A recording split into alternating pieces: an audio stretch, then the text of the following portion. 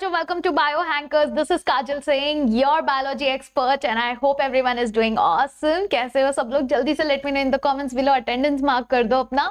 Yes. So आज हमारा जो है तीसरा चैप्टर है ह्यूमन फिजियोलॉजी का, which is excretory products and there elimination. Very interesting topic and very important topic. क्यों? क्योंकि इससे क्वेश्चंस आते हैं. यस, और प्लस इसमें कुछ कुछ ऐसे टॉपिक्स हैं जिसमें बच्चे कंफ्यूज होते हैं हमेशा, राइट? तो आई होप सबने body fluids and circulation complete कर लिया होगा. नहीं किया है तो जल्दी से go and watch that video. मैंने ऊपर लिंक कर दिया है, जल्दी से वीडियो को देख लेना. यस, और फिर एक्सक्रीटरी प्रोडक्ट्स एंड एलिमिनेशन हम स्टार्ट करेंगे. बाकी जो बच्चे नए हैं इस प्लेटफॉर्म पर, let me tell you that here on this platform you will be getting handwritten notes. आपके सारे चैप्टर्स ऑफ बायोलॉजी हम कवर कर लेंगे वेरी सून. इसी महीने में आपका बोर्ड एग्जाम्स के पहले आपके बायोलॉजी के सारे topics 11th standard as well as 12th standard finish हो जाएगा. along with you will be getting free handwritten notes from Biohackers completely.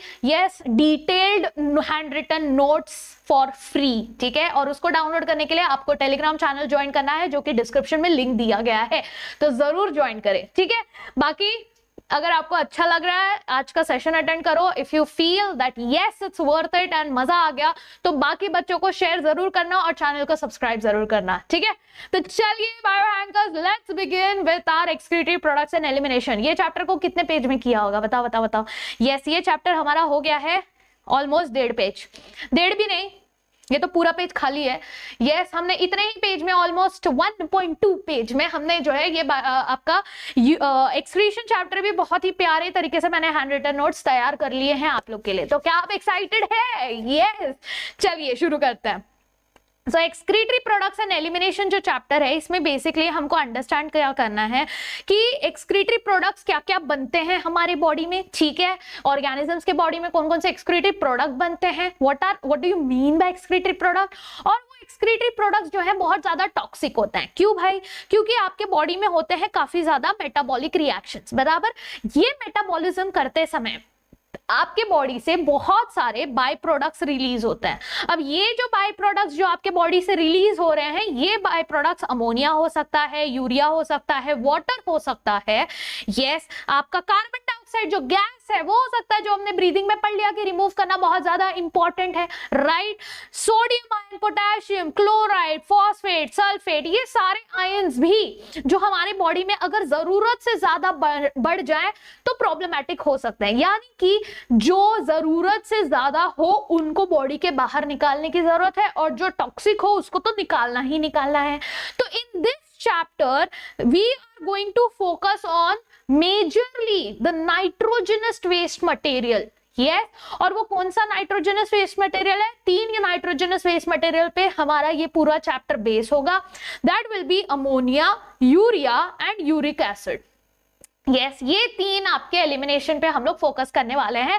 3 major आपका एक्सक्रीटरी प्रोडक्ट्स. ठीक है, एक्सक्रीशन प्रोडक्ट लिखा है मैंने, सॉरी. मैं ये नोट्स में आप लोगों को क्या बोलते हैं, हैंड रिटन नोट्स में मैं करेक्ट करके पीडीएफ भेज दूंगी. ठीक है, इट इज योर एक्सक्रीटरी.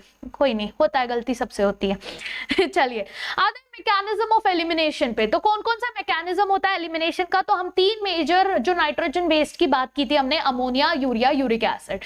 तो अमोनिया जो रिलीज करता है वो ऑर्गेनिज्म कहलाता है अमोनोटेलिज्म. यस, अमोनोटेलिज्म किस पे डिपेंड करता है? हैबिटेट पे. Organism in different habitat have different mechanism of elimination. समझा? सो अमोनोटेलिज्म वो ऑर्गेनिज्म जो अमोनिया रिलीज करेगा, यूरियोटेलिज्म वो ऑर्गेनिज्म जो यूरिया रिलीज करेगा, यूरिकोटेलिज्म वो जो यूरिक एसिड रिलीज करेगा. अब अमोनिया रिलीज करने के लिए, अमोनिया होता है बहुत बहुत बहुत जरूरत से ज्यादा toxic. It is most toxic. ठीक है, तो मोस्ट टॉक्सिक होने के वजह से उसको रिमूव इमीडिएटली करना पड़ता है बॉडी से. जैसे ही बना वैसे ही रिमूव करो, और उसको रिमूव करने के लिए लगता है बहुत सारा पानी. तो बट ऑब्वियसली बात है, हमारे पास तो इतनी कैपेसिटी नहीं है इतना ज्यादा पानी पिए, इतना ज्यादा पानी हमेशा रहे. तो कॉमन सेंस की बात है, जिसको लगेगा इतना सारा पानी, उसके लिए जो है फिशेज ही होंगे, या फिर आपके एक्वाटिक एम्फीबियंस होंगे, या एक्वाटिक इंसेक्ट्स होंगे जो कि ये चीज कर पाते होंगे. बराबर, तो ये कैसे होता है? चुपचाप सिंपल डिफ्यूजन करता है जनरल बॉडी सरफेस से या फिर गिल्स के थ्रू. Simple process. जैसे ही बना वैसे बॉडी के बाहर फेंक दिया. क्यों? क्योंकि इतना ज्यादा टॉक्सिक है। समझ में आया? यस। फिर बात करते हैं यूरियोटेलिज्म की। यूरियोटेलिज्म में यूरिया रिलीज होता है। इनकी टॉक्सिसिटी मॉडरेट है, इसीलिए इनको पानी भी मॉडरेट अमाउंट में चाहिए होता है बॉडी से निकालने के लिए।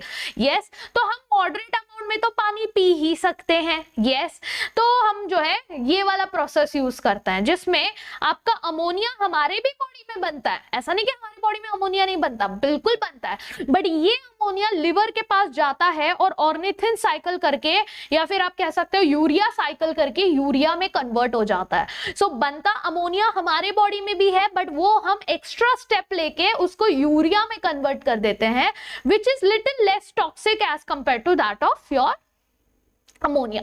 ठीक है, तो हमने लेस टॉक्सिक फॉर्म बना दिया और कम पानी भी चाहिए, बट पानी चाहिए इसलिए कहते हैं पानी पीना चाहिए, है ना? यस।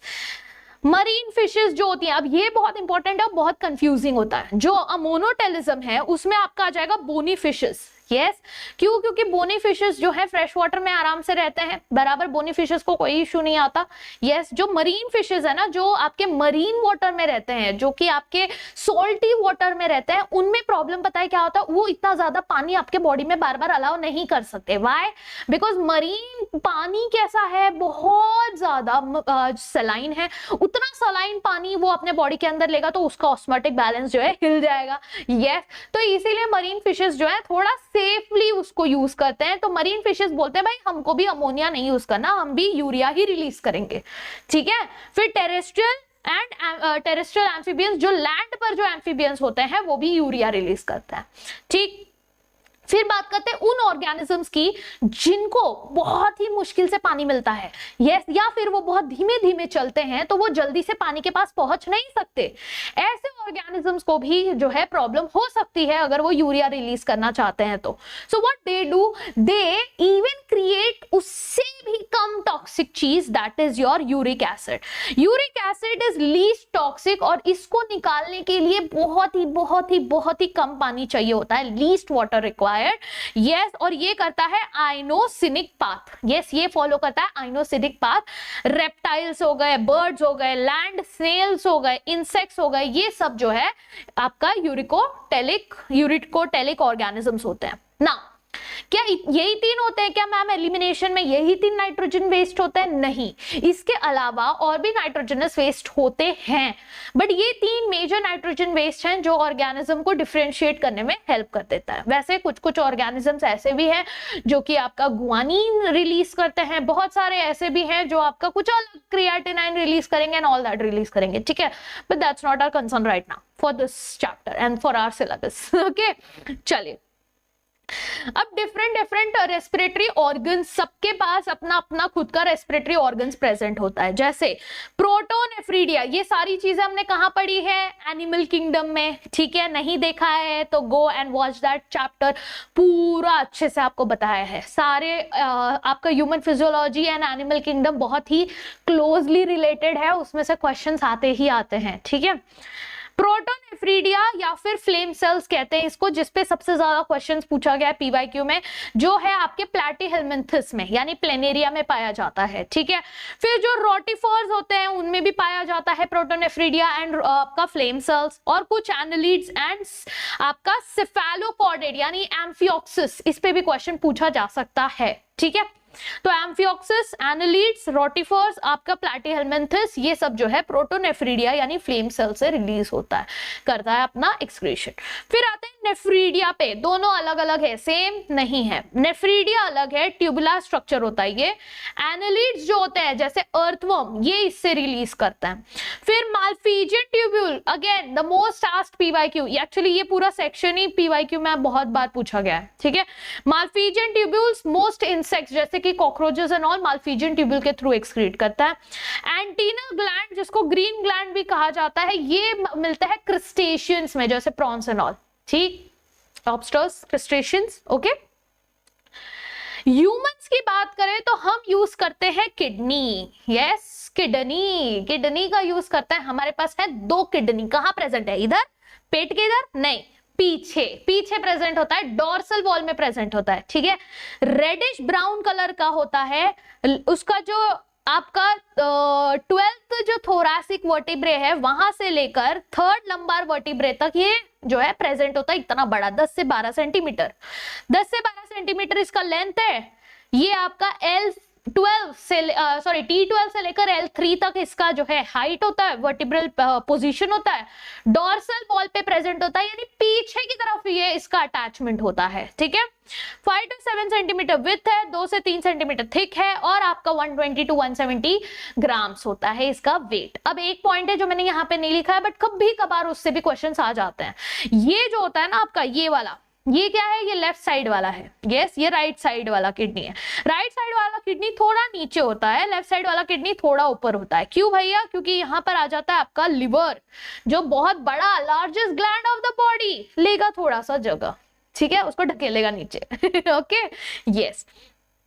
फिर बात करते हैं, यहाँ पर ध्यान देना, ये जो रीजन है ना, ये यहाँ पे अगर आप ध्यान दोगे तो यहाँ पर आपका जो ये वीना, सपोज ये वाला क्या है, ये आपका अयोटा है, ये क्या है, ये आपका वीना कावा है। फिर ये जो है डिवाइड होगा और ये बन जाएगा रीनल आपका आर्टरी, और ये ब्लू वाला बन जाएगा रीनल वेन। तो ये अंदर जा रहे हैं यहां से, प्लस क्या सिर्फ आर्टरीज ही जाएंगे, वेन्स ही जाएंगे, नर्व्स की जरूरत नहीं है? बिल्कुल जरूरत है, नर्व्स भी जाएगा, लिम्फेटिक वेसल्स भी जाएंगे। तो ये सारी चीजें जो यहाँ से एंट्री एंड एग्जिट मार रही है ना, एग्जिट कौन मार रहा है? यूरेटर। देखो यहाँ से एग्जिट मार रहा है, ये इधर से यूरेटर एग्जिट मार रहा है, तो ये यूरेटर हो गया। जो भी चीजें एंट्री एग्जिट मार रही हैं वो मार रहे हैं हाइलम से। ठीक है, नॉच लाइक स्ट्रक्चर यहाँ पे प्रेजेंट है, दैट इज योर हाइलम।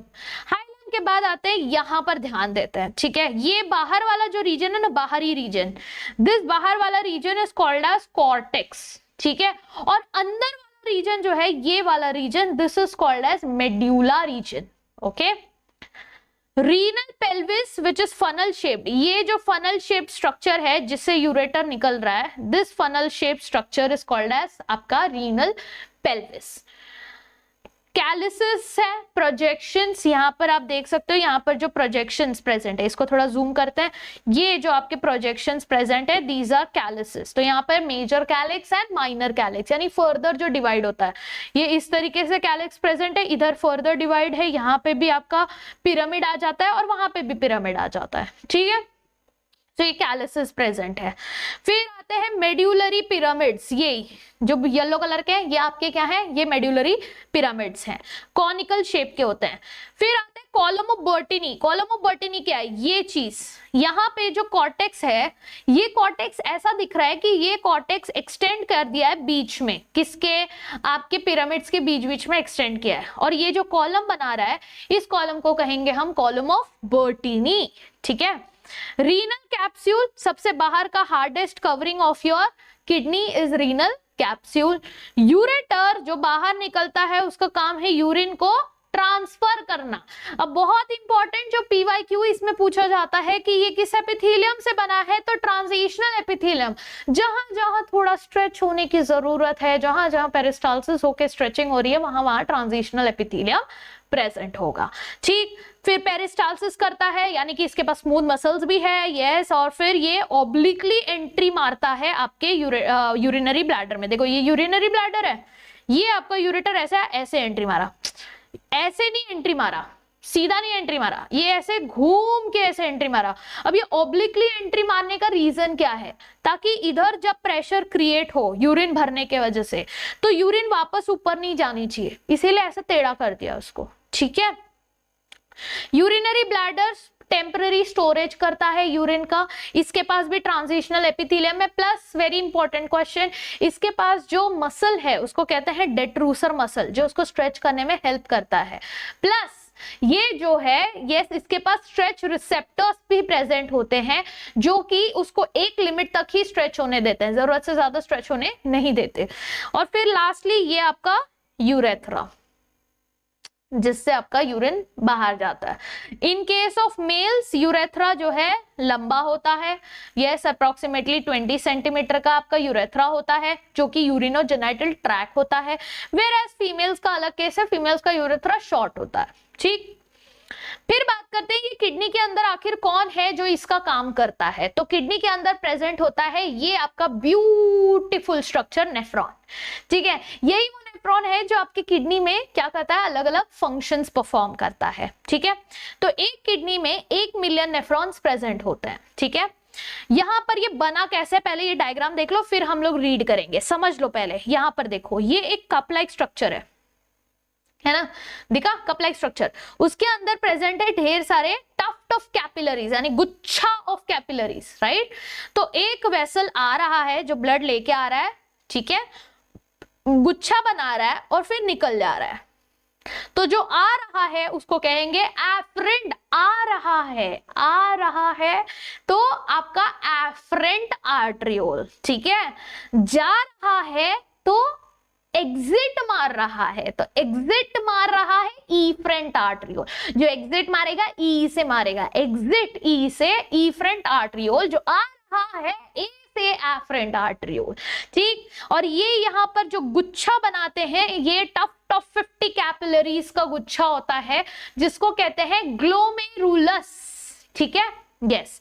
अब देखो ये आपका इस तरीके से, मैंने ये डायग्राम ऐसे इसीलिए बनाया ताकि सारी चीजें कवर हो जाएं। वैसे आपके इसमें आप इसको सिंप्लीफाइड तरीके से भी पढ़ सकते हो कि ये एक गुच्छा है, सॉरी ये एक आपका वो है बोमेंस कैप्सूल है। ठीक है, फिर ये बोमेंस कैप्सूल से निकलता है पीसीटी, पीसीटी से निकलता है लूप ऑफ हेनले, फिर ये होता है डीसीटी, और फिर ये डीसीटी जो है इस तरीके से आपके कलेक्टिंग डक्ट में कवर हो जाता है, जो कि कॉमन होता है, बहुत सारे डीसीटी यहाँ पर अटैच होते हैं।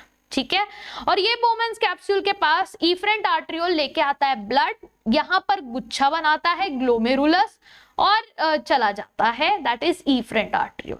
तो इस तरीके का स्ट्रक्चर होता है आपके नेफ्रॉन का, बट इसी को आप इस तरीके से पढ़ेंगे तो ज्यादा अच्छा है। डायग्राम भी इस तरीके से एग्जाम में बनाएंगे तो टीचर तो खुश हो जाएगी। यस, वैसे नीट में तो डायग्राम नहीं आएगा, बट बोर्ड एग्जाम्स वाले स्टूडेंट्स की बात कर रही हूँ जो एग्जाम देते हैं उनकी। चलो, तो ये आ गया बोमेंस कैप्सूल। ठीक है, 2 मेम्ब्रेन का बना हुआ है, एक बाहरी मेम्ब्रेन है, एक अंदरी मेम्ब्रेन है। अंदर वाला जो मेम्ब्रेन है ना, इसके पास स्लिट होता है, कवरिंग ओपनिंग्स होती हैं, छोटे छोटे पोर्स होते हैं जिससे आपका फिल्ट्रेशन होता है। ठीक है, छन्नी की तरह काम करता है ये। ओके, फिर ये देखो ये आ गया हाईली कॉइल्ड आपका पीसीटी, पीसीटी आ गया, फिर ये loop of Henle, loop of Henley के बाद ये आ गया आपका डीसीटी, फिर डीसीटी के बाद ये आ गया आपका कलेक्टिंग डक्ट। ठीक है, अब ये क्यों बनाया है, ये क्यों बनाया है, इसका मतलब यहां पर एक और एक डीसीटी आएगा ऐसे, और फिर ये एक और एक पीसीटी, एक और एक लूप ऑफ हेनले, एक और एक कप, यहाँ पर एक और एक जो है डीसीटी आएगा, आपका लूप ऑफ हेनले आएगा, ये पीसीटी आएगा और यहाँ पे कप आएगा। ऐसे ऐसे ढेर सारे प्रेजेंट होते हैं जो कलेक्टिंग डक्ट से जो है ज्वाइंट हो जाते हैं, और फिर कलेक्टिंग डक्ट उसको कलेक्टिंग ट्यूब्यूल लेके चला जाता है किसके पास, आराम से उसको कलेक्ट करता है, सारे यूरिन को कलेक्ट करता है और फिर लेके जाता है, बाहर निकलता है कैलिस से होते हुए पेल्विस के पास, फिर पेल्विस से यूरेटर बनके वो यूरिन को लेके जाता है यूरिनरी ब्लैडर के पास। इस तरीके से आपका मूवमेंट होता है यूरिन का। ठीक है, तो चलो पहले ध्यान से देख लो क्या है माल्फिजियन बॉडी। अब ये माल्फिजियन बॉडी बोलो या फिर माल्फिजियन कॉर्पसल्स बोलो, एक ही बात है। इसमें है डबल वॉल्ड का cup shape, that is your Bowman's capsule. Double walled का कप शेप स्ट्रक्चर है विच इज बोमेंस कैप्सूल। अब ये बोमेंस कैप्सूल का जो विसरल लेयर है यानी कि इनर वाला लेयर है, उसके पास प्रेजेंट है podocytes. What are podocytes? Podocyte is slit opening. ठीक है, छन्नी का काम कर रहा है। ओके, फिर आते हैं ग्लोमेरुलस, टफ्ट ऑफ कैपिलरीज यानी गुच्छा है, एफरेंट टू इफरेंट आर्टरियोल यानी एफरेंट आर्टरियोल आता है, गुच्छा बनाता है और इफरेंट आर्टरियोल में ट्रांसफर करता है। पीसीटी की बात करें तो बहुत ही ज्यादा कॉइल्ड है और वेरी इंपॉर्टेंट टीवाईक्यू पीसीटी के पास प्रेजेंट होता है। यस, कहां गया? क्यूबॉइडल एपिथेलियम जिसके पास है ब्रश बॉर्डर अपीयरेंस यानी इनके पास माइक्रोविलाई प्रेजेंट होता है। वेरी वेरी इंपॉर्टेंट, जिसके वजह से पीसीटी आपके एब्जॉर्प्शन में बहुत ज्यादा हेल्प करता है, यानी आपके फिल्ट्रेट का जो यहाँ पर छन के फिल्ट्रेट बना है उसका मैक्सिमम एब्जॉर्प्शन आपका पीसीटी में हो जाता है। क्यों? क्योंकि इसके पास है ब्रश बॉर्डर जो कि एरिया इंक्रीज कर देता है। समझ में आया? यस। फिर आते हैं आपका loop of Henle. Loop of Henle hair pin model बनाता है, हेयर पिन शेप बनाता है। इसमें दो है, एक जो नीचे की तरफ जाता है उसको कहते हैं डिसेंडिंग लूप ऑफ हेनले, एक जो ऊपर की तरफ जाता है उसको कहते हैं असेंडिंग लूप ऑफ हेनले। ठीक है, descending loop of Henle cuboidal epithelium present होता है उसके पास, ascending loop of Henle squamous epithelium present होता है। इसमें भी रीजन है, देखो इसमें भी आप देखोगे एक है थिक रीजन, ठीक है, फिर थिन रीजन। तो जो थिन रीजन है ना उसमें स्क्वैमस नहीं होगा, जो थिन रीजन है उसमें आपका जो थिक रीजन है ना उसमें स्क्वैमस नहीं होगा, जो थिन रीजन है उसमें आपका स्क्वैमस होगा, जो थिक रीजन है उसमें आपका क्यूबॉइडल एपिथेलियम होगा। ठीक है, चलो, और रिड्यूस्ड होता है या एब्सेंट होता है in cortical nephrons. Now what are cortical nephrons? These are those nephrons जिसके ये जो होता है ना बहुत छोटू सा होता है, लंबा नहीं होता, तो उसका पीसीटी, डीसीटी, ये सारी चीजें, इवन आपका बोमेन्स कैप्सूल, ये तीनों चीजें अगर कॉर्टेक्स में प्रेजेंट हैं तो उसको कहते हैं कॉर्टिकल नेफ्रॉन्स। बट क्या इसका मतलब ये है कि जो दूसरे टाइप का नेफ्रॉन होगा उसमें वो मेडुला में होगा? नहीं, सारे के सारे नेफ्रॉन्स का ये तीन हिस्सा कौन कौन सा? माल्फिजियन बॉडी, जिसके अंदर आपका माल्फिजियन बॉडी यानी बोमेन्स कैप्सूल और ग्लोमेरुलस, यस, आपका पीसीटी और आपका डीसीटी, यस, कहां गया डीसीटी? इधर, यस, ये सारी चीजें, ये तीन चीजें कहां प्रेजेंट होती है? हमेशा कॉर्टेक्स में प्रेजेंट होंगी। ठीक है, बस फर्क ये है कि कहीं कहीं पे आपका ये भी कॉर्टेक्स में प्रेजेंट होता है, बहुत ही रिड्यूस्ड या फिर नहीं होता है लूप ऑफ हेनले, तो वो कहलाता है कॉर्टिकल नेफ्रॉन्स, जो कि ज्यादा होते हैं हमारे किडनी में। और ये है आपका डीसीटी जो कि कवर्ड है क्यूबॉइडल एपिथेलियम से। Yes, and they make special regions. ये जो डीसीटी है ना, ये आपके एफरेंट आर्टेरियल के साथ मिलके ना कुछ तो गुलू गुलू गुलू गु होता है इनका, ठीक है, स्पेशल सेल्स बनाते हैं। और ये स्पेशल सेल्स कहलाता है आपका पूरा अपैरेटस JGA, यानी कि आपका जक्स्टा ग्लोमेरुलर अपैरेटस। यस, कौन कौन? डीसीटी और ये एफरेंट आर्टेरियल के बीच में गुटरगु हुई और JGA सेल्स बना। JGA apparatus जो है, यस, वो बनता है एफरेंट आर्टेरियल एंड डीसीटी के बीच में। ये हेल्प करता है आपके रेगुलेशन में। कैसे हेल्प करेगा आगे देखेंगे, ठीक है। फिर कलेक्टिंग डक्ट क्या है भाई? ये डीसीटी जो है, फाइनली सारे डीसीटी मिलकर एक ट्यूब बनाते हैं, कलेक्टिंग डक्ट, जो आपके पेल्विस में ओपन होता है पिरामिड से होते हुए। ठीक, फिर बात करते हैं पेरिट्यूबुलर कैपिलरीज की। तो ये जो आपका है ना, ये इफरेंट आर्टेरियल, ये इफरेंट आर्टेरियल निकलने के बाद, यहाँ पर ये इफरेंट आर्टेरियल निकलने के बाद ना आपके पूरे इसके आगे पीछे प्रेजेंट होता है। यहाँ पे मैंने ड्रॉ नहीं किया है बट क्योंकि बहुत ज्यादा खिचमिड़ हो जाता है, बट आपको समझ में आना चाहिए कि आपका ये इफरेंट आर्टेरियल है ना, वो आपके सारे ही वेसल्स के अगल बगल घूमता है। ठीक है, जो इसीलिए इसको कहते हैं पेरी, मतलब पेरिफेरी ट्यूबुलर की ट्यूब है कैपिलरी, यानी पेरिफेरी में घूमने वाले ट्यूब्स के पेरिफेरी में घूमने वाले capillaries. Network around renal tubule by efferent arteriole. फिर आते हैं वासा रेक्टा, बहुत है इंपॉर्टेंट। ये जो है ना, ये पैरेलली जो लूप ऑफ हेनले से पैरेलल प्रेजेंट है वो है vasa recta, parallel to loop of Henle, present only in juxtamedullary nephron. अब ये क्या है? जैसे यहाँ पे कॉर्टिकल नेफ्रॉन में जब हमने कहा कि loop of Henley he reduced है या फिर एब्सेंट है, तो बट ऑब्वियस सी बात है वासा रेक्टा भी यहाँ पर एब्सेंट होगा अगर कॉर्टिकल नेफ्रॉन है तो जो दूसरा टाइप है जिसका लूप ऑफ हेनले है बहुत ही लंबा और एंट्री मारता है मेड्यूला में, तो उसको कहते हैं जक्स्टामेडुलरी नेफ्रॉन। ये बहुत कम होते हैं नंबर में और ये बहुत ज्यादा हेल्प करते हैं। LOH यानी लूप ऑफ हेनले एंटर करता है मेड्यूला को, उसी को हम कहते हैं जक्स्टामेडुलरी नेफ्रॉन। Clear everyone? यस, चलिए फिर बात करते हैं ये यूरिन फॉर्मेशन होता कैसे है। यस, तो यूरिन फॉर्मेशन ये होता है 3 स्टेप में। पहला, छानोगे चीजों को छानने के बाद आप रियलाइज करोगे कि यार ये जो है कुछ ऐसी भी चीजें छन गई हैं जो मुझे जरूरत है। यस, अब इमेजिन करो आप जो है कोई चीज छान रहे हो, ठीक है, तो आपने पहले बड़ा वाला छन्नी लिया, ओके, अब बड़े वाले छन्नी लिया, उसके नीचे एक पतीला रखा और आपने छान दिया, ऐसे ऐसे ऐसे ऐसे, ऐसे करके छान दिया। फिर जो छना हुआ चीज है वो तो आपने बोला यार चलो ये तो मतलब जरूरत की चीज है, ठीक है, जो नीचे गिर गया है उसको फेंकते हैं। बट फिर आपने रियलाइज किया एक मिनट, जो नीचे गिरा है ना इसमें बहुत सारी चीजें अभी भी हैं जो हम यूज कर सकते हैं और बाकी चीजें फेंक सकते हैं। तो जो यूज करने वाली चीजें हैं उसको आपने वापस से क्या कर दिया, रीअब्सॉर्ब कर दिया, ठीक है, तो आपने वापस से रीअब्सॉर्ब कर लिया। फिर रियलाइज करोगे यार थोड़ा सा ना ज्यादा एब्जॉर्ब हो गया, कुछ कुछ चीजें निकाल देते हैं, मतलब जो हमको चाहिए वो तो हमने ले लिया, बट ना ये जो यूरिन जो बन गया ना अभी, ये जो फेंकने वाली चीज है इसमें अभी भी कुछ कुछ चीजें जो है हम बॉडी से मतलब यहाँ से जो जमा हुआ है उसे निकाल सकते हैं, नहीं जरूरत है निकाल दो। तो जो जो ऐसे फिर कुछ कुछ चीजें निकाल दी जाती है by choice to maintain balance, तो उसको कहते हैं ट्यूबुलर सिक्रीशन, कि आपका ट्यूब ही सिक्रीट करके कुछ कुछ चीजें वापस से फिल्ट्रेट में डाल रहा है। समझ में आया? यस, तो इस तरीके से होता है। तो देखो कैसा है, ये ट्यूब है, ठीक है, पहले इसमें हुआ बहुत सारा छना, तो फिल्ट्रेट बन गया, छन्ने के बाद फिल्ट्रेट बन गया। अब ये फिल्ट्रेट में से बहुत सारी चीजें ना लगी कि और बहुत इंपॉर्टेंट है, तो दूसरे स्टेप में ना वापस ले लिया, जो जो इंपॉर्टेंट चीजें थी, थ्रेशोल्ड चीजें थी, उसको वापस ले लिया। फिर वापस लेने के बाद अब ना हमारे पास कुछ कुछ ऐसी चीजें हैं जो हमको नहीं चाहिए, मतलब ये तो मतलब नहीं चाहिए थी, तो ये वापस से इसमें डाल देते हैं, सिक्रीट कर दिया, इसलिए उसको बोला ट्यूबुलर सिक्रीशन। समझ में आया? यस, तो ये 3 स्टेप्स होते हैं।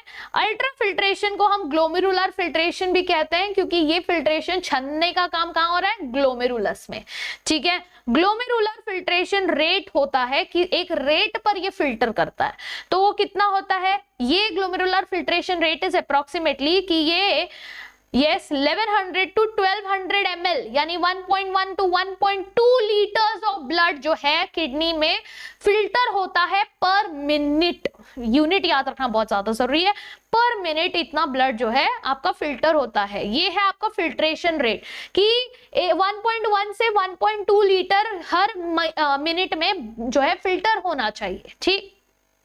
फिर 1/5 of your carbon monoxide, sorry क्या बोल रही हूं मैं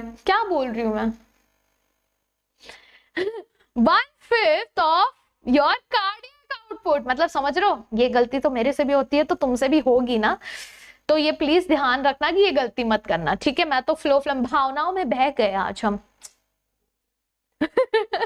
यस, आ जाओ, ध्यान देंगे अब फोकस एकदम, भावनाओं में नहीं बहना है, ऐसी गलती करेंगे तो कैसे चलेगा, नॉट फेयर। यस, सो क्या होता है देखो, ये बेसिकली कितना 1.1 टू 1.2 लीटर्स हमने कहा कि ये फिल्टर करता है पर मिनट, ठीक है, which is exactly 1/5 of the cardiac output पर मिनट, यानी एक जो कार्डियक आउटपुट है पर मिनट वाला, यस, उसका 1/5 ऑफ द ब्लड आपके किडनी के पास आता है फिल्टर होने के लिए। समझ में आया? जिससे कितना फिल्ट्रेट बनता है, yes, which is exactly yes forms 125 ml पर मिनट ऑफ फिल्ट्रेट। यस, तो फिल्ट्रेट कितना बन रहा है 125 ml, यानी ये सोचो कि इतना ब्लड आ रहा है जिसमें से सिर्फ 125 ml पर मिनट निकल रहा है। समझ में आया? यानी कि क्या, ये है आपका फिल्ट्रेशन रेट कि इतना फिल्ट्रेट बनना चाहिए। अगर 125 ml पर मिनट बन रहा है फिल्ट्रेट, यानी ये आपका नॉर्मल ग्लोमेरुलर फिल्ट्रेशन रेट है, GFR, ठीक है, which is approximately per day कितना आता है 180 लीटर्स। Done, approximately 180 litres. अब इसमें जो है जहां से छन्नी जो यूज कर रहे हो आप, वो छन्नी किस चीज से बनी है? यस, तो फिल्ट्रेशन मेम्ब्रेन कौन कौन सा यूज हो रहा है? तो 3 लेयर का बना है फिल्ट्रेशन मेम्ब्रेन। पहला बना है आपका endothelium of the glomerulus, glomerulus का एंडोथीलियम, ठीक है, ग्लोमेरुलस में एंडोथीलियम, जैसा रेस्पिरेशन में पढ़ा था ना, एल्वियोलाई का डिफ्यूजन मेम्ब्रेन, एल्वियोलाई का आपका बेस स्क्वामस एपिथेलियम, फिर उसके पास बेसमेंट मेम्ब्रेन होगा, फिर एक एंडोथीलियम होगा, सेम चीज। तो वहां पर ब्लड कैपिलरी था, यहाँ पर ग्लोमेरुलस है, वो भी तो कैपिलरी है ना, तो कैपिलरीज के पास एंडोथीलियम है, एपिथेलियम का बोमेंस कैप्सूल है स्क्वामस का, और बेसमेंट मेम्ब्रेन प्रेजेंट है। यस, समझ में आया? और इसका जो बोमेंस कैप्सूल का इनर लेयर है उसके पास क्या प्रेजेंट था? पोडोसाइट, पोडोसाइट स्लिट ओपनिंग जिससे छन रहा है वो, ठीक। फिर दूसरा है आपका सिलेक्टिव रीअब्जॉर्प्शन, जहां पर आप जो बना है ये 125 ml पर मिनट जो बना है, अब ये 125 ml से 99% जो है एब्जॉर्ब हो जाएगा वापस से, फिर से बोलेगा नहीं इतना नहीं फेंकना है, ठीक है, यस। तो 180 लीटर्स का 99% फिल्ट्रेट रीअब्सॉर्ब हो जाता है, 1.5 लीटर यूरिन बनता है। क्या ये अभी भी यूरिन कहलाएगा? नहीं, अभी भी यूरिन नहीं कहलाएगा, अभी भी इसमें बहुत सारी चीजें हैं जो कि करनी बची हैं, बट एक तरीके से आप कह सकते हो कि ये 1.5 लीटर जो है रीअब्सॉर्ब हो गया, सॉरी बना, ठीक है, 1.5 लीटर यूरिन बना। एक्टिव तरीके से भी आप इसको जो है एब्जॉर्ब करते हो, यानी एनर्जी लगा के, जैसे ग्लूकोज, अमीनो एसिड, यस, और आपका सोडियम, ये इसकी जरूरत नहीं, मतलब इसका कॉन्सेंट्रेशन यूरिन में जो है कम है, ब्लड में ज्यादा है, बट क्यों उतना वेस्ट करना, इतने मुश्किल से खाना खा रहे हैं, डाइजेस्टिव सिस्टम ने इतना एनर्जी वेस्ट किया है, उसको डाइजेस्ट करके ग्लूकोज में कन्वर्ट किया सेलुलर रेस्पिरेशन करके, अब तुमको उसको सुसु में डालना है? नहीं ना। तो ये क्या है, इवन दो जो है आपके पास जो कॉन्सेंट्रेशन ग्रेडियंट है वो यूरिन में कम है, तो भी आपको यूरिन से वो निकालना है, क्योंकि आपको वेस्ट नहीं करना है। अमीनो एसिड क्यों वेस्ट करोगे भैया? यस, तो ये क्या है, ये आपके एक्टिव, यस, एक्टिव डिफ्यूजन करेंगे कि नहीं, कॉन्सेंट्रेशन ग्रेडियंट है बट उल्टा है, तो अगेंस्ट द कॉन्सेंट्रेशन ग्रेडियंट आप बोलोगे भले यूरिन में कम है बट फिर भी मुझे उसको वेस्ट नहीं करना है, तो एक्टिव आप डिफ्यूजन करवाओगे। कहीं कहीं पर आप जो है पैसिव मैकेनिज्म भी करोगे, जैसे कि पानी, ये आराम से डिफ्यूज हो जाता है, इसको बहुत ज्यादा एनर्जी की जरूरत, मतलब एनर्जी की जरूरत लगती ही नहीं है, ठीक। और लास्ट स्टेप है आपका ट्यूबुलर सिक्रीशन, यानी कुछ चीजें हम वो आपस से फिल्ट्रेट में डाल देते हैं, जैसे कि ये आप इनटू द फिल्ट्रेट डाल रहे हो, क्या करने के लिए, आयनिक एंड एसिड बैलेंस मेंटेन करने के लिए, जैसे कुछ आयन डाल दिया, बाइकार्बोनेट आयन डाल दिया, H+ आयन ये डाल दिया, बोला कि ठीक है जाने दो, हमारे ब्लड में, लेट्स से ब्लड में बहुत ज्यादा एसिडिटी बढ़ रही है, H+ आयन बहुत बढ़ गया है, तो आपने थोड़ा H+ आयन ट्यूबुलर सिक्रीट करके आपने यूरिन में डाल दिया, ठीक है। फिर आपके बॉडी में जो है बहुत ज्यादा, यस, बहुत ज्यादा ये पर्टिकुलर कोई एक आयन है जो बहुत ज्यादा बढ़ गया है, तो आपने उसको क्या कर दिया, यूरिन में डाल दिया। यानी कि ये यूरिन में जो जो चीजें हमको मिलेंगी वो एक तरीके से हमको सिग्निफाई करेगा कि आपके बॉडी के अंदर ये सारी चीजें बहुत ज्यादा हैं। यानी कि हम यूरिन टेस्ट करके ये बहुत सारे जो है केमिकल एनालिसिस कर सकते हैं, यस, क्लिनिकल एनालिसिस कर सकते हैं कि भाई देखो केमिकली ये सारी चीजें अगर आपके यूरिन में प्रेजेंट है, यानी कि आपके बॉडी के अंदर बहुत जरूरत से ज्यादा अधिक मात्रा में है। समझ में आया? यस, चलो अब एक एक स्टेप करेंगे। पहले आएंगे functions of tubules.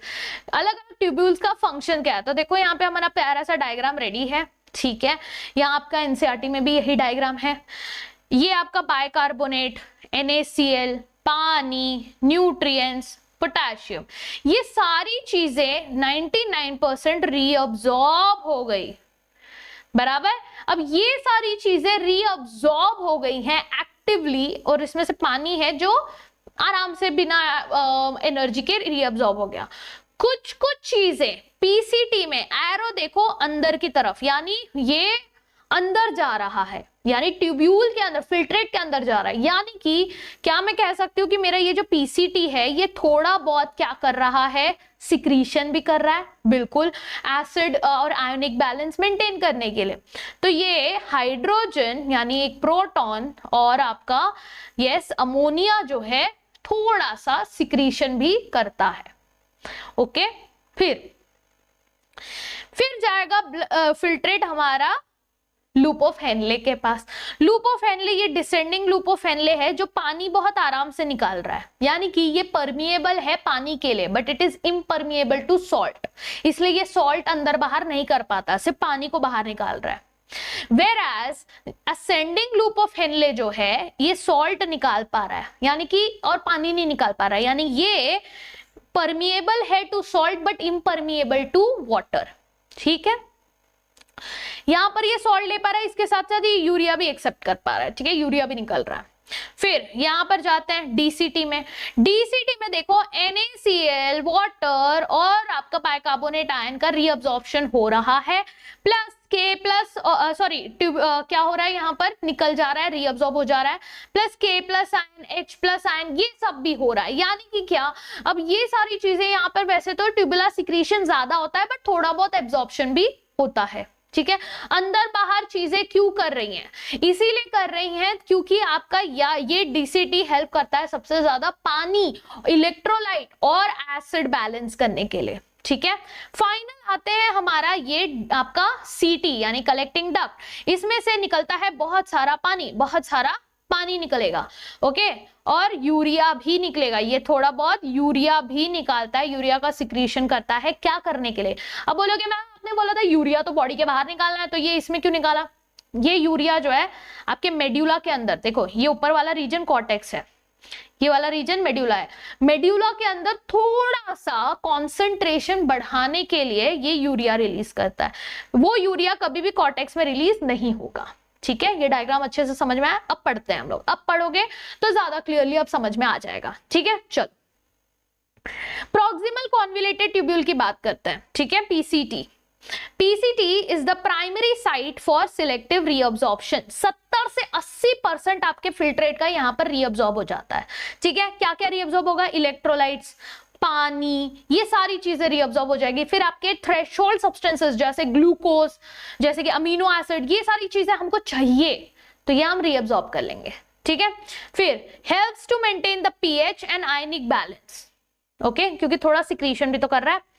Selective secretion of H plus and ammonia into the filtrate by absorption of आपका बाइकार्बोनेट, यानी आपका एसिड बैलेंस करने के लिए सपोज आपके बॉडी में बहुत ज्यादा क्या हो रहा है, बहुत ज्यादा एसिड बन रहा है, ठीक है, आपने H प्लस आयन रीअब्सॉर्ब कर लिया, बाइकार्बोनेट को निकाल दिया, बोला बाइकार्बोनेट तुम जाओ, बहुत ज्यादा एसिड हो गया है बॉडी में, बाइकार्बोनेट जाएगा और H प्लस आयन को वो ले लेगा, तो थोड़ा सिक्रीशन किया, थोड़ा एब्जॉर्प्शन किया, ठीक है। फिर लूप ऑफ हेनले पे आते हैं। Loop of Henley minimal absorption करता है, इसमें कोई रीअब्जॉर्प्शन नहीं हो रहा, ये सिर्फ क्या करता है, मेंटेन करता है high osmolarity of medullary interstitial fluid, यानी कि ये जो मेड्यूला है इसके पास जो फ्लूइड प्रेजेंट है, yes that is your interstitial fluid, उसकी आपको क्या करने में हेल्प करता है, ये ऑस्मोलैरिटी बढ़ा के रखता है, ठीक है। जो डिसेंडिंग लूप ऑफ हेनले है, जो नीचे की तरफ जा रहा है, वो पानी के लिए परमिएबल है, यानी वो सिर्फ पानी निकालता है, और सॉल्ट के लिए इम्परमिएबल है। वहीं पर असेंडिंग लूप ऑफ हेनले उल्टा है, इट इज इम्परमिएबल टू पानी, ये पानी मूव नहीं कर पाता, बट ये परमिएबल है सॉल्ट के लिए, ठीक है। Next distal convoluted tubule, DCT. DCT में कंडीशनल रीअब्सॉर्प्शन होता है, बहुत important word, this is a very important word. Conditional reabsorption का मतलब है कि अगर जरूरत है तो रीअब्सॉर्प्शन होगा, नहीं जरूरत है तो नहीं होगा। तो कंडीशनल रीअब्सॉर्प्शन किसका, सोडियम एंड पानी का, ठीक है। यानी किसी के बेसिस पे, जैसे अगर हमारा एडीएच हार्मोन रिलीज हुआ, उसने अगर बोला कि भाई पानी का एब्जॉर्प्शन करो, तो हमारा डीसीटी पानी का एब्जॉर्प्शन करेगा, यानी किसी के इन्फ्लुएंस में आके कर रहा है। मेंटेन करता है pH and sodium potassium balance in the blood, yes क्या करके, बाइकार्बोनेट को एब्जॉर्ब कर लेगा by and also selective secretion करेगा H प्लस का, पोटेशियम का एंड सोडियम का, ठीक है। फिर बात करते हैं कलेक्टिंग डक्ट की, तो कलेक्टिंग डक्ट भी कॉर्टेक्स से पेल्विस तक मूव होता है, ओके, क्योंकि डीसीटी तो कॉर्टेक्स में, तो कलेक्टिंग डक्ट भी कॉर्टेक्स से ही चालू होगा। फिर ये बहुत ज्यादा पानी को क्या कर देता है, यस यहाँ पर इसके पास से बहुत सारा पानी निकल जाता है, यानी बहुत सारा पानी रीअब्सॉर्ब हो जाता है, रीअब्सॉर्ब हो जाता है यानी आपके उसमें से निकल जाता है बाहर, जिसकी वजह से यूरिन बहुत ज्यादा कॉन्सेंट्रेटेड बनता है, ठीक है।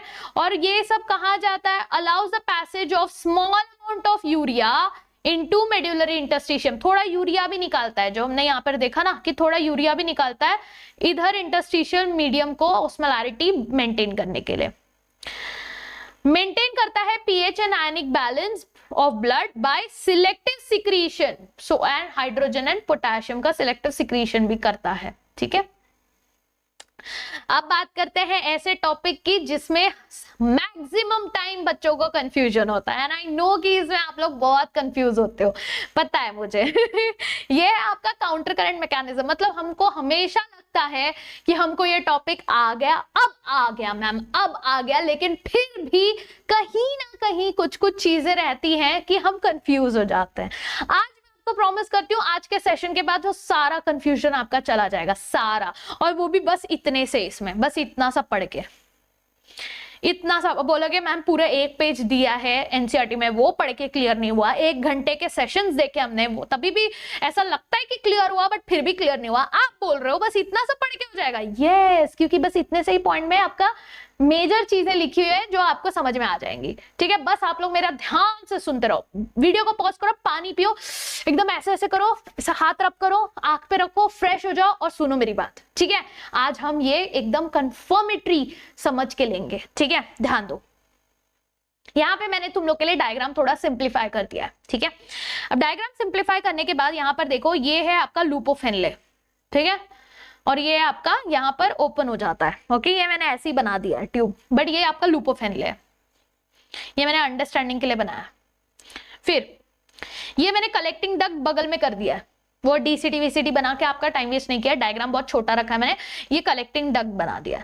अब यहाँ पर देखो, लूप ऑफ हेनले के पास वासा रेक्टा प्रेजेंट होता है। ठीक है, और यही वासा रेक्टा आपके कलेक्टिंग डक्ट के साथ भी इंटरेक्ट करता है।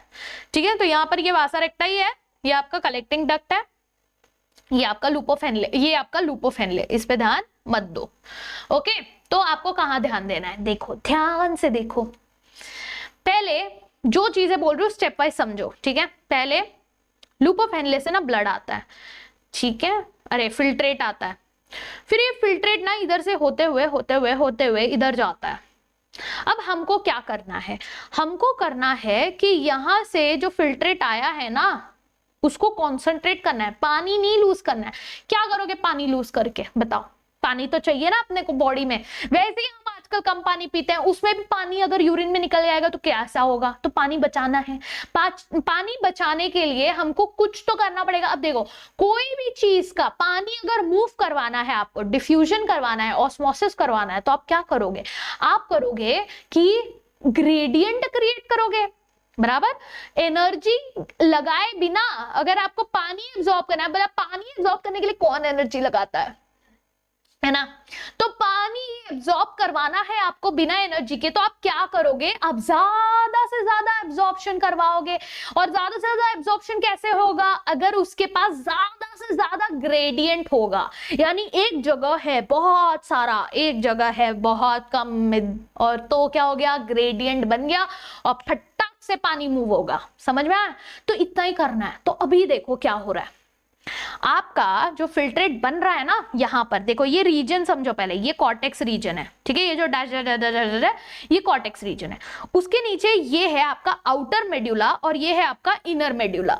ठीक है, ये जस्ट मेड्यूला स्टार्ट हो रहा है और ये इनर मेड्यूला है। अब ध्यान दो, यहां पर 300 मिली ऑस्मोल पर लीटर के कॉन्सेंट्रेशन में आपका जो है प्रेजेंट होता है फिल्ट्रेट। ठीक है, which is similar to the blood का concentration which is moving through the आपका वासा रेक्टा। ओके, 300। और इवन आपका कॉर्टेक्स का भी जो पूरा कॉन्सेंट्रेशन है वो 300 है कॉर्टेक्स का। तो ये इधर जो घुस रहा है वो भी 300 है, ये भी 300 है। ऑब्वियसली बैलेंस रहेगा ना, थोड़ा सा भी ग्रेडियंट रहा तो शिफ्ट हो जाएगा। ठीक, फिर ये नीचे जाता है, तो पता है नीचे जाता है तो क्या करेगा? अब मुझे क्या करना है, मुझे ना यहां पर ज्यादा से ज्यादा कंसंट्रेशन बढ़ाना है। क्यों? क्योंकि अगर मैंने ना यहां पर जो है बहुत सारा कंसंट्रेशन बढ़ा दिया, क्या लिख रही हूं मैं? यस, यहां पर मैंने बहुत सारा कंसंट्रेशन बढ़ा दिया और मेरा यहां पर जो यूरिन जा रहा है, सपोज उसका कंसंट्रेशन बहुत कम रहा, तो उसमें से सारा पानी अंदर आ जाएगा। समझ में आया मोटिव क्या है करने का? यहां पर अगर मैंने बहुत ज्यादा ऑस्मोलैरिटी रखी और यहां पर बहुत कम ऑस्मोलैरिटी रखी, तो क्या हो जाएगा? सारा का सारा पानी बाहर आ जाएगा। वही तो चाहिए अपने को, पानी को बाहर निकालना है। तो ग्रेडियंट कहां क्रिएट करोगे? ये आपका यूरिन लेके जा रहा है, पेल्विस के पास मेडुलरी पिरामिड से होते हुए, तो इसी में से निकालो ना पानी। तो इसके और आपके इंटरस्टिशियल फ्लूइड के बीच में ऐसा ग्रेडियंट क्रिएट कर दो कि ये जो है पानी निकल जाए। अब वो ग्रेडियंट कैसे क्रिएट करोगे, देखो, जो जो इधर कॉन्सेंट्रेशन होता रहेगा वही चीज इधर भी मेंटेन होगी, सेम चीज, क्योंकि मेंटेन होता है, ठीक है। अब ये मेंटेन करने के लिए क्या करना है, अब यहां पर ऑस्मोलैरिटी है कम, कॉन्सेंट्रेशन है कम, आपको बढ़ाना है। 1200 ml तक आप खींच पाते हो, हम लोग ज्यादा से ज्यादा 1200 ml तक बढ़ा पाते हैं। अब ऑस्मोलैरिटी कैसे बढ़ाओगे, पानी निकाल दो ना उसमें से, और हमको तो हमारा जो डिसेंडिंग लूप ऑफ हेनले है वो तो पानी निकाल पाता है, तो डिसेंडिंग लूप ऑफ हेनले पानी निकालना चालू किया, ठीक है। 300 से 400 बना, 400 से 600 बना, 500 बना, ठीक है, 600 बना, ओके। अब इधर भी 600, इधर भी 600 और इधर भी 600, इक्विलिब्रियम मेंटेन होगा ना। फिर ये और नीचे जाएगा और पानी निकालेगा और पानी निकालेगा और पानी निकालेगा, भाई ये 800 हो गया, 1200 हो गया। मैक्सिमम ऑस्मोलैरिटी जो हम मेंटेन कर पाते हैं that is your 1200 milli osmole per ml, ठीक है। फिर क्या होगा, फिर ना ये जाएगा असेंडिंग लूप ऑफ हेनले में। असेंडिंग लूप ऑफ हेनले पानी को एब्जॉर्ब, पानी के लिए इम्परमिएबल है, उसको अंदर नहीं ले सकता, बाहर नहीं दे सकता, बट ये परमिएबल है सॉल्ट के लिए, सॉल्ट के लिए। तो ये क्या करेगा, ये NaCl को क्या कर लेगा, यस, कॉन्सेंट्रेशन बढ़ाए कम करने के लिए NaCl को निकालेगा। तो इधर से NaCl निकला, इधर से NaCl निकला, तो ये देखो 900 हो गया, 600 हो गया, ठीक है। तो इसके अंदर से NaCl निकला, तो ये तो मेंटेन है आपका 1200, ये मेंटेन हो गया, बट यहां पर देखो ये 400 हो गया, ये 300 हो गया, ठीक है। ये आपका जो है बढ़ते गया, 200 तक हो गया, यानी कम हो गया और कम हो गया। कौन सा कम हुआ, इसके अंदर का कम हुआ, यूरिन कम हुआ, इधर का मेंटेन्ड है। कैसा मेंटेन्ड हुआ मैम, कैसे मेंटेन हुआ ये चीज, क्योंकि आप NaCl निकाल रहे थे ना, पहले आपने पानी डाला, इधर आपने NaCl निकाला, हो गया बैलेंस, लेकिन आपकी यूरिन जो बना है वो तो कम हो गया ना, 200। अब ये 200 होते हुए कहीं कहीं पे तो 100 तक खींच पाते हैं हम। अब ये सोचो कि यहां पर 200 है अंदर और यहां पर बाहर है 1200, क्या स्पीड से पानी निकलेगा। पानी निकला और थोड़ा बहुत यूरिया भी निकालता है ये मेंटेन करने के लिए। पानी निकाला निकाला निकाला निकाला, यूरिन बन गया एकदम मस्त कॉन्सेंट्रेटेड यूरिन, पानी हमने बचा लिया ज्यादा से ज्यादा। कैसे हो पाया ये, इनमें इनर मेड्यूला में जो कॉन्सेंट्रेशन ग्रेडियंट हमने क्रिएट किया उसके वजह से। क्या आप सबको समझ में आया, नहीं समझ में आया, एक बार वापस से रिवाइंड करके ध्यान से सुनो, फिर से चाहिए तो एक बार लिखते जाओ पॉइंट वाइज कि क्या हुआ। देखो यहाँ पे मैंने वैसे लिखा है तुम लोग के लिए, सब काम कर दिया मैंने तुम्हारे लिए तुमको सिर्फ पढ़ना है लेक्चर में आना है, पढ़ना है, रोज 1 घंटे देना है, पढ़ना है, बस इतना ही काम करना है ठीक है। चलो, लूप ऑफ हेनले और वासा रेक्टा, ये 2 इंपॉर्टेंट चीजें हैं जो काउंटर करंट मैकेनिज्म करते हैं। अब बोलोगे मैम इसका नाम काउंटर करंट मैकेनिज्म क्यों रखा, देखो जब इधर से यूरिन ऊपर जा रहा था ना तो आपका वासा रेक्टा में नीचे जा रहा था, जब यहां से नीचे जा रहा था ना यूरिन तो वासा रेक्टा में ऊपर जा रहा था, ये अपोजिट डायरेक्शन का, इसको बोलते हैं counter direction, that's why it is called as counter mechanism. ठीक, आ जाओ। तो LOH और वासा रेक्टा ये चीज करते हैं, ठीक है, कॉन्सेंट्रेटेड यूरिन बनाते हैं। कैसे बनाते हैं, पहले इंक्रीज होगी ऑस्मोलैरिटी, यस, एक सेकेंड, हाँ सॉरी, तो पहले क्या होगी बेटा, पहले आपकी ऑस्मोलैरिटी इंक्रीज होगी, ठीक है। अब जब ऑस्मोलैरिटी इंक्रीज होगी आपके इंटरस्टिशियल फ्लूइड की, यानी इसको हम लोग 1200 तक खींचना चाहते हैं, तो ऑस्मोलैरिटी आपने इंक्रीज कर दी, 300 से आपने उसको 1200 तक खींच लिया, ठीक है, कैसे, यूरिया और NaCl के हेल्प से।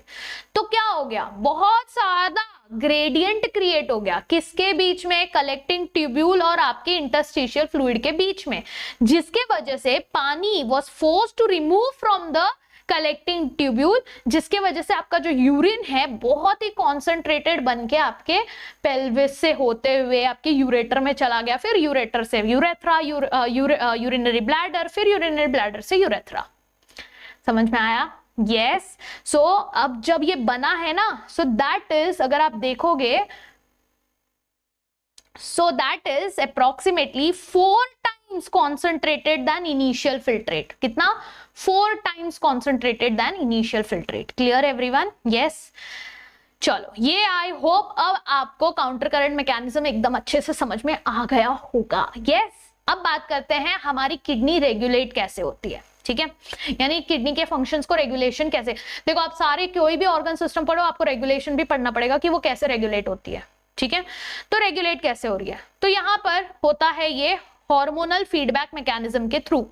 ठीक है, अलग अलग तरीका होता है, 3 तरीके होते हैं. 2 जो आपका इंक्रीज करने में हेल्प करता है एब्जॉर्प्शन का, 2 जो आपका डिक्रीज करता है. ठीक है, कैसे देखो, एक्सेसिव लॉस ऑफ फ्लूइड अगर आपके बॉडी से हो रहा है, यानी डायूरेसिस हो रहा है, यानी बहुत ज्यादा आपका सुसु कर रहे हो, आप बहुत ज्यादा सुसु कर रहे हो, बहुत ज्यादा पानी लॉस हो रहा है, from the body can activate osmoreceptors. Osmoreceptor को पता चल जाता है यार बहुत ज्यादा फ्लूइड बाहर निकल रहा है बॉडी के, यानी बॉडी के अंदर का कॉन्सेंट्रेशन बढ़ते जा रहा है, जो स्टिमुलेट करेगा हाइपोथैलेमस को, master of the master gland. Hypothalamus stimulate करेगा, स्टिमुलेट, फिर हाइपोथैलेमस क्या करेगा, आपके पिट्यूटरी को स्टिमुलेट करेगा. यस, पिट्यूटरी के न्यूरो हाइपोफाइसिस को स्टिमुलेट करेगा, बोलेगा रिलीज करो ADH hormone, that is anti diuretic hormone.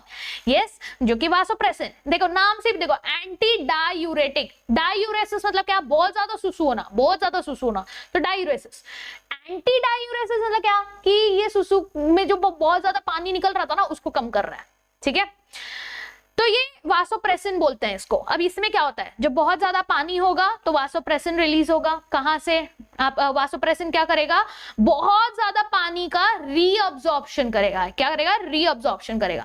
Reabsorption किधर से करेगा, डीसीटी एंड सीटी से. यही वो रीजन है जहां से सबसे ज्यादा रीअब्जॉर्प्शन हो जा रहा है पानी का. फिर वासोप्रेसिन के वजह से इंक्रीज हो गया ब्लड प्रेशर. क्यों भाई, क्योंकि इतना ज्यादा पानी रीअब्जॉर्ब हो गया तो ब्लड का वॉल्यूम बढ़ गया, ब्लड का वॉल्यूम बढ़ गया तो प्रेशर भी बढ़ गया.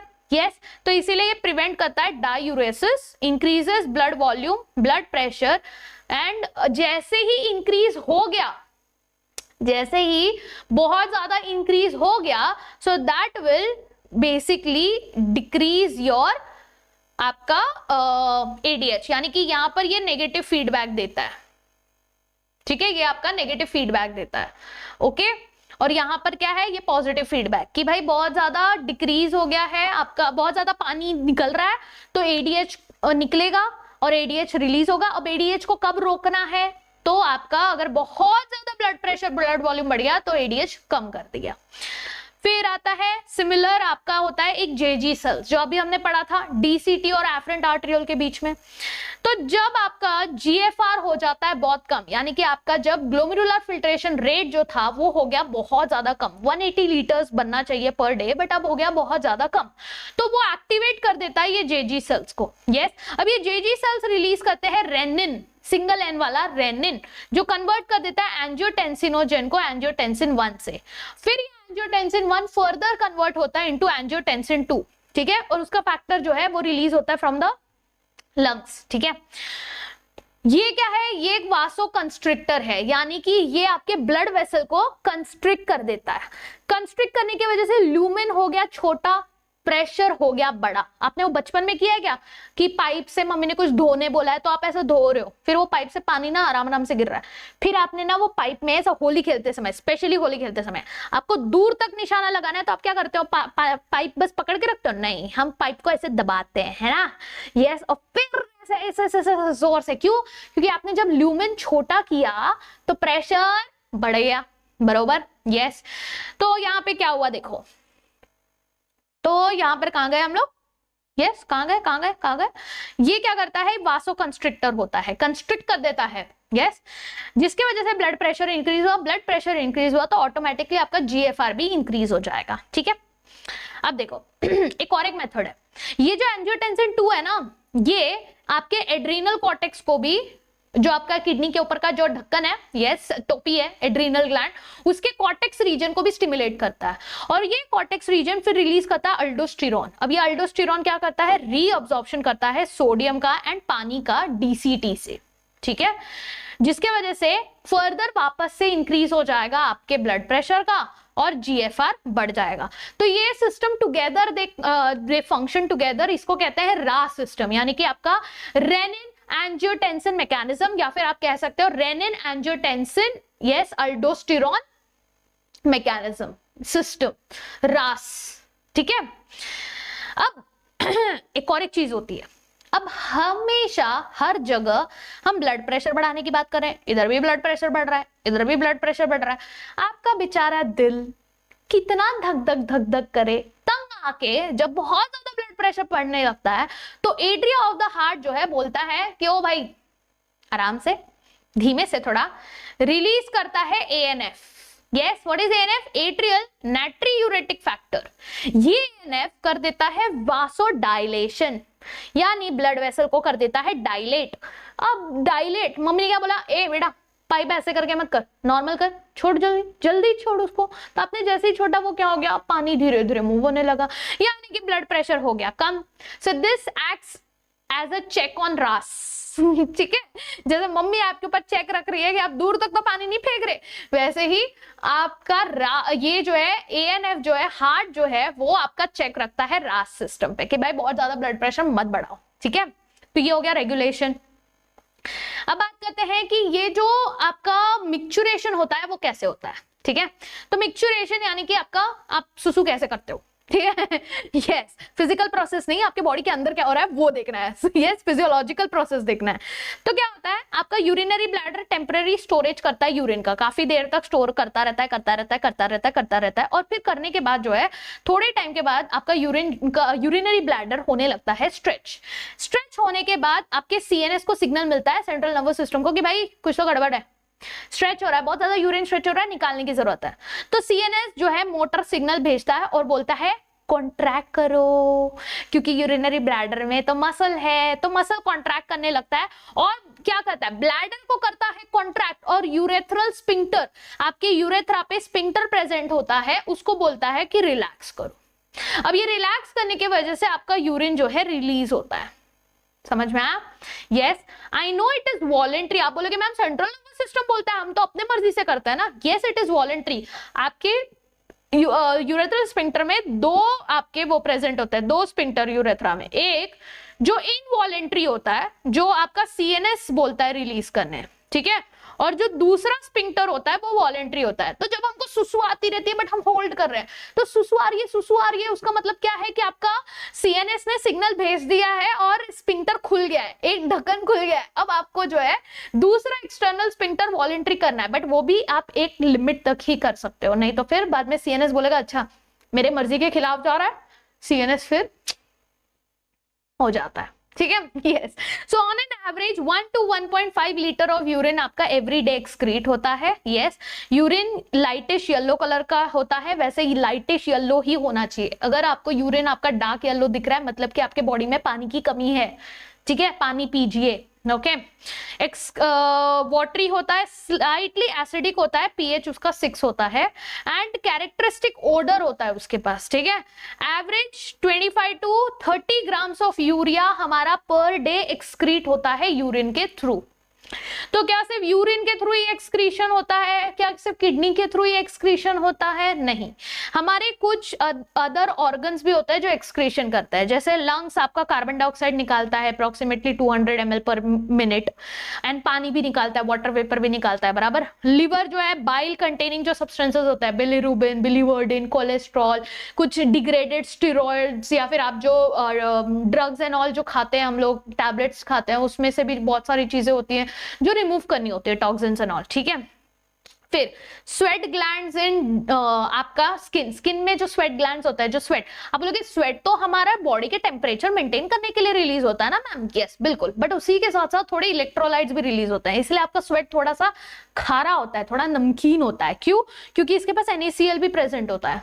ठीक है, यूरिया भी प्रेजेंट होता है, हल्का सा लैक्टिक एसिड भी प्रेजेंट होता है। ओके, फिर सीबेशियस ग्लैंड जो कि आपका सीबम रिलीज करता है, जिसमें आपका sterols, hydrocarbons and waxes present होता है, जैसे कि कान में। यस, ये सब क्या है? ये सीबम है। तो ये अलग अलग ऑर्गन्स आपके प्रेजेंट होते हैं जो कि एक तरीके से आपके किडनी में क्या करते हैं, सॉरी, किडनी के अलावा बहुत सारी चीजें जो है एक्सक्रीट करने में हेल्प करते हैं। ठीक है, चलो फिर लास्टली आते हैं डिसऑर्डर्स पे। डिसऑर्डर्स कौन कौन से हैं? यूरेमिया, बहुत ज्यादा यूरिया अगर ब्लड में है जो कि यूरिन से नहीं निकल रहा है तो होता है uraemia. Glycosuria, presence of glucose in the urine, glycosuria. Ketonuria, बहुत ज्यादा ketone in the urine, ketonuria.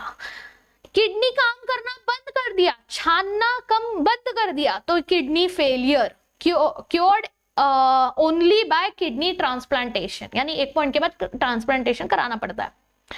Renal कैल्कुलाई, kidney stone, आपके किडनी स्टोन बोलते हैं बट इसका मतलब ये नहीं कि सिर्फ किडनी में होगा, पूरे एक्सक्रीटरी सिस्टम, यूरेटर में, आपके जो है पेल्विस रीजन में, कहीं पर भी स्टोन अगर आ गया, what is the stone? Stone और insoluble mass of crystallize salt, oxalates usually, ये जो है स्टोन्स अगर जमा होने लगे, यस, एक रीजन भी ये भी है, अगर बहुत ज्यादा कम पानी पीते हैं आप और बहुत ज्यादा कॉन्सेंट्रेटेड यूरिन बन रहा है तो ये सारे ऐसे जो है इनसोल्यूबल चीजें और क्रिस्टलाइज चीजें स्टोर होने लगती है, जमा होने होते फिर वो स्टोन बन जाते हैं, which becomes very painful for you to pass urine. Okay, तो ये किडनी स्टोन। ग्लोमेरुलोनेफ्राइटिस, जहां आइटिस आया मतलब सूजन आई, जहां आइटिस आया वहां सूजन आई, तो किधर सूजन आई? नेफ्रॉन के ग्लोमेरुलस में, तो inflammation of glomeruli of the kidney, easy, yes. अच्छा, अब यहाँ पे जो हम बात कर रहे थे किडनी फेलियर की, कि भाई किडनी काम करना बंद कर दिया, अब किडनी काम करना बंद कर दिया तो क्या होगा? किडनी ट्रांसप्लांटेशन करना पड़ेगा। तो क्या किसी को मार के उससे किडनी छीनोगे? नहीं ना, टाइम लगता है ना डोनर ढूंढने के लिए। तब तक क्या करोगे? जब तक डोनर नहीं मिलता तब तक क्या करोगे? तब तक आप करोगे हीमोडायलिसिस। यस, तब तक आपको करना पड़ता है डायलिसिस, यानी अगर आपकी किडनी बराबर काम नहीं कर रही है तो आपके पास एक आर्टिफिशियल मशीन, हमने आर्टिफिशियल किडनी बनाई होती है, वो आर्टिफिशियल किडनी से आप जाके हॉस्पिटल में जाके बार बार आपको, डिपेंडिंग कि आपको कितना जरूरत है, जैसे यूजुअली हर हफ्ते आपको जाके जो है डायलिसिस कराना पड़ता है। उसमें क्या होता है? For patients having malnutrition of kidney, उसमें क्या करता है, आपका बॉडी में से, पेशेंट के बॉडी में से आर्टरी सिलेक्ट करता है, मेजर आर्टरी, उसमें से ब्लड निकालते हैं। ठीक है, ब्लड को निकाला, अब आप बोलोगे मैम बॉडी के बाहर ब्लड आ गया तो जम जाएगा, फिर उसका फिल्ट्रेशन कैसे होगा, डिफ्यूजन कैसे करेंगे? जम जाएगा ना, ये तो नहीं जमाएंगे हम, इस ब्लड में हम डालेंगे एंटीकोगुलेंट। ठीक है, यस, एंटीकोगुलेंट डालेंगे, यानी कि आपके हेपारिन डालेंगे। ठीक है, हेपारिन क्या है? एंटीकोगुलेंट है, तो वो आपके इसको ब्लड को जमने नहीं देता। फिर एंटीकोगुलेंट डालने के बाद आप क्या करोगे? इसको डालोगे डायलिसिंग यूनिट में। अब ये जो डायलिसिंग यूनिट है ये क्या है? ये मशीन है। डायलिसिंग यूनिट में प्रेजेंट होता है कॉइल, ठीक है, कॉइल स्ट्रक्चर जिसको कहते हैं सेलोफोन। अब ये सेलोफोन के आसपास एक फ्लूइड प्रेजेंट होता है जिसको कहते हैं डायलाइजिंग फ्लूइड। अब ये फ्लूइड का कंपोजिशन और आपके ब्लड के प्लाज्मा का कंसंट्रेशन एकदम सेम है, बस फर्क पता है क्या है कि ये सपोज सेलोफोन में आपका ब्लड जा रहा है और आपका जो ये है फ्लूइड, इसके अंदर नाइट्रोजन बिल्कुल नहीं है और आपके ब्लड के अंदर नाइट्रोजन बहुत ज्यादा है, तो क्या हो गया? ग्रेडियंट हो गया। ग्रेडियंट हो गया तो क्या होगा? डिफ्यूजन हो गया और आपका ब्लड क्लीन हो गया। अब आप ये क्लीन ब्लड वापस से पेशेंट के बॉडी में डाल देंगे। आप बोलोगे मैम आपने तो एंटीकोगुलेंट डाल दिया था, अब बॉडी में चला जाएगा, प्रॉब्लम हो जाएगी। नहीं होगी ना, हम फिर वापस से एंटी हेपारिन डालेंगे, ब्लड को नॉर्मल करके उसको फिर बॉडी के अंदर डालेंगे। समझ में आया? इस तरीके से आपका हीमोडायलिसिस भी कंप्लीट हो जाता है और इस तरीके से हमारा चैप्टर भी कंप्लीट हो जाता है 1 घंटे में। So here we are done with yet another amazing chapter of your human physiology. Yes, और वो भी 1 पेज में। तो आई होप सारी चीजें क्लियर हो गई हो। एक बार वापस से रिवाइंड करके काउंटर करंट मैकेनिज्म वापस से सुन लेना, आराम से सुनना, और अगर कोई भी डाउट है let me know in the comments below, और पीडीएफ को डाउनलोड कर लेना टेलीग्राम चैनल से, जो कि डिस्क्रिप्शन में लिंक दिया गया है। ठीक है, so I hope you guys enjoyed it. I hope video अच्छा लगा होगा, तो वीडियो को लाइक जरूर करना, सब्सक्राइब जरूर करना। ऐसे ही रोज रोज एक चैप्टर करते रहेंगे। टेलीग्राम चैनल ज्वाइन करना। और एक अनाउंसमेंट थी, मेरे पास एक सरप्राइज है तुम लोग के लिए जो मैं अगले हफ्ते तुम लोग को देने वाली हूँ। यस, तो वो सरप्राइज के बारे में अगले हफ्ते बात करेंगे, बट एटलीस्ट बाकी जो एस्पिरेंट्स हैं उनके साथ ये जरूर शेयर करना। आपके टेलीग्राम जो ग्रुप्स हैं उनके पास ये वीडियो लिंक्स जरूर शेयर करना। It will be of great help. ठीक है, यस, बाकी लोगों को भी हेल्प होगा और it will help us also to grow our bio hankers family, right? So इस बार तो नीट क्रैक करके ही रहेंगे। यस एवरीवन, चलो that's it from my side. Thank you so much everybody. मिलते हैं कल आपके नेक्स्ट टॉपिक के लिए, जो कि बहुत ही इंटरेस्टिंग है, that is your locomotion and movement. Till then, tata, bye bye, take care and see या.